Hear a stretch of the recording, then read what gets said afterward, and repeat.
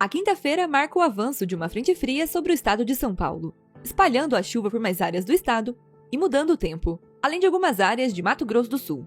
O destaque fica para São Paulo, onde há previsão de pancadas de chuva e alerta para temporais isolados, principalmente no oeste e sudoeste paulista. No sul, a situação melhora em comparação aos últimos dias. A chuva perde força na maior parte da região, embora ainda possa ocorrer de maneira isolada em algumas áreas. Enquanto isso, o tempo seco e a baixa umidade relativa do ar continuam predominando em grande parte do centro-oeste, Tocantins, interior de Minas e também do Nordeste. A frente fria avança e muda o tempo principalmente em São Paulo. Desde cedo, chove em áreas do oeste, sudoeste e sul paulista. Ao longo do dia, as instabilidades também avançam para a região central, leste, litoral e grande São Paulo. E há alerta para temporais principalmente entre o oeste e sudoeste do estado. No fim do dia, a mudança nas condições de tempo também começa a alcançar o sul do Rio de Janeiro e o extremo sul de Minas, com aumento da nebulosidade e chuva fraca. Já as demais áreas de Minas e o Espírito Santo continuam com tempo firme. Belo Horizonte e Vitória seguem com predomínio de sol, enquanto no Rio de Janeiro, a chuva deve ocorrer à noite, de maneira mais fraca. Na região central do país, o destaque fica para Mato Grosso do Sul. A frente fria provoca pancadas de chuva desde a madrugada no oeste do estado, e ao longo do dia, as instabilidades também avançam para as regiões central, sul, sudeste e leste. A previsão de chuva moderada a forte, trovoadas e rajadas de vento. Outro destaque é a virada dos ventos, que favorece uma queda de temperatura pontual no extremo sul e sudoeste de Mato Grosso, além do centro-sul, faixa oeste, noroeste e região central de Mato Grosso do Sul, onde os termômetros também diminuem. Já as demais áreas da região continuam com tempo firme, como em Brasília, Goiânia e Campo Grande. No Nordeste, a chuva continua concentrada na faixa leste e na costa norte da região. Entre o litoral de Alagoas e o Rio Grande do Norte, a umidade que chega do oceano, reforçada por um sistema típico desta época do ano, os distúrbios ondulatórios de leste mantêm condições para pancadas de chuva, moderadas a fortes. Na região de Salvador também chove, e o maior risco de temporais fica entre o litoral norte de Pernambuco e a região de Natal, onde há chance de acumulados elevados de chuva e transtornos, como em Recife e em João Pessoa. No litoral e na faixa norte do Maranhão, Piauí e Ceará também chove. Já o interior da região permanece com tempo firme, com predomínio de sol e temperaturas em elevação. No norte, a chuva perde força em parte da região. As pancadas continuam entre o sul do Amapá, oeste do Amazonas, litoral e nordeste do Pará e aumentam também no Acre. Já na faixa norte do Amazonas, sul de Roraima e noroeste e norte do Pará, as chuvas ocorrem de maneira mais fraca, enquanto no restante da região, como nas demais áreas de Roraima, Amapá, Pará, Amazonas e Rondônia, a previsão indica tempo firme, com poucas nuvens no céu. E depois de vários dias de instabilidades, a quinta-feira será de melhora nas condições de tempo em grande parte da região sul. No extremo norte do Paraná, ainda chove desde cedo, com pancadas de chuva moderadas a fortes, devido à influência da frente fria. A atuação de uma área de baixa pressão próxima à costa da região sul do país favorece pancadas de chuva durante a madrugada na faixa litorânea catarinense, além da Serra e Litoral Norte Gaúcho e região metropolitana de Porto Alegre, de maneira fraca a moderada, com trovoadas. Ao longo do dia, as condições para a chuva melhoram na região, porém a circulação de umidade marítima ainda continua favorecendo chuva na faixa litorânea. E entre o fim da tarde e a noite, as pancadas de chuva aumentam no oeste catarinense. Em grande parte da região, o tempo segue mais estável ao longo do dia, com predomínio de sol e algumas nuvens, e temperaturas mais amenas após a passagem da frente fria. O ar continua muito seco no interior do Brasil. A umidade relativa do ar segue baixa em áreas de Goiás, Distrito Federal, leste de Mato Grosso, Triângulo Mineiro, norte, oeste e região central de Minas, extremo norte de São Paulo, Tocantins e interior do Nordeste, com índices entre 12% e 20% em algumas áreas, aumentando o risco de queimadas e favorecendo o desconforto e problemas respiratórios. Em São Paulo, as temperaturas diminuem e podem chegar até os 21 nesta quinta. Já no Rio, Belo Horizonte e em Salvador, máxima de 28, e calor de até 32 graus em Vitória. Antes de sair de casa, vale conferir a previsão para a sua região. Enquanto a frente fria muda o tempo em algumas áreas de Mato Grosso do Sul e São Paulo, o interior do país continua enfrentando baixa umidade do ar. E o litoral do Nordeste segue com risco de chuva forte em algumas áreas. Portal William.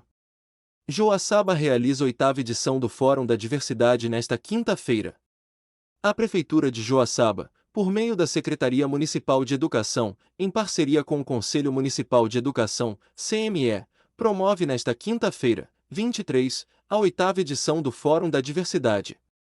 O evento tem como objetivo fortalecer práticas pedagógicas voltadas à inclusão, ao respeito às diferenças e à valorização da diversidade no ambiente escolar. A programação foi organizada para oferecer formação teórica e prática aos profissionais da educação. No período da manhã, os participantes acompanharão a palestra Literaturas das Africanidades, abordando a história, a cultura e as contribuições dos povos africanos e afro-brasileiros para a formação da sociedade brasileira. À tarde, a programação contará com a apresentação da peça teatral Reminiscências. Em seguida, representantes de 6 escolas da rede municipal e uma da rede estadual compartilharão experiências e projetos desenvolvidos em sala de aula relacionados à diversidade e à inclusão.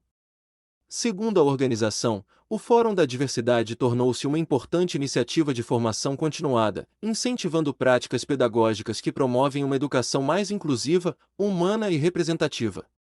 Programação: manhã, 8 horas, credenciamento e acolhida.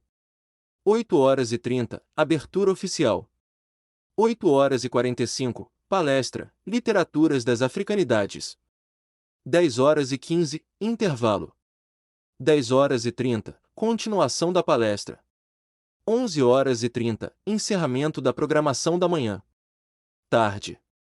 13h, apresentação da peça teatral Reminiscências. 13h30, compartilhamento de experiências pedagógicas das unidades escolares. 17h, encerramento oficial do Fórum. Portal William, informação direta e confiável. Portal William. FIES e Governo de Santa Catarina discutem medidas para reduzir impactos de novo tarifaço dos Estados Unidos.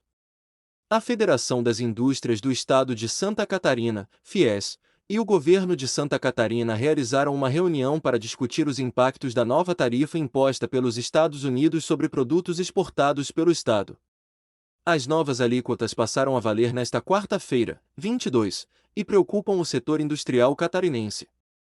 De acordo com estudos apresentados pela FIES, cerca de 54,5% das exportações catarinenses poderão ser afetadas pela medida. A entidade alerta que muitas empresas já operam com margens reduzidas e podem enfrentar dificuldades ainda maiores com o aumento dos custos. Durante o encontro, foi criado um grupo de trabalho entre a FIES e o governo do estado para acompanhar os efeitos da nova taxação, analisar dados e buscar alternativas que minimizem os prejuízos para a economia catarinense. O governo destacou a importância da indústria para o desenvolvimento do estado, lembrando que o setor responde por aproximadamente 35% dos empregos formais e 30% do Produto Interno Bruto, PIB, de Santa Catarina. Além das ações imediatas, também foram discutidas estratégias de longo prazo, como a ampliação da presença das empresas catarinenses em novos mercados internacionais e o fortalecimento da competitividade da indústria. As equipes técnicas da FIES e do governo do estado seguirão acompanhando os desdobramentos da medida norte-americana e estudando ações para reduzir seus impactos sobre o setor produtivo catarinense. Portal William, informação direta e confiável.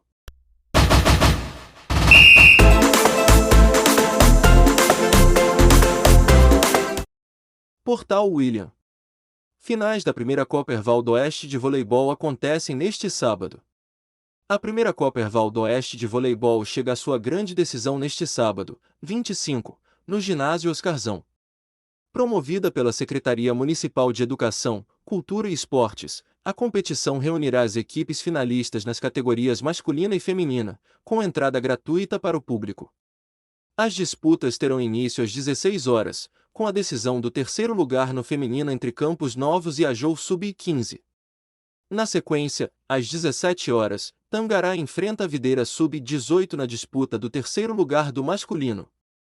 A partir das 18 horas será realizada a grande final masculina, com Erval do Oeste enfrentando Videira.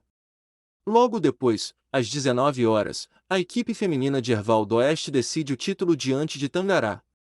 A competição começou em abril e reuniu 19 equipes da região, sendo 10 no feminino e 9 no masculino.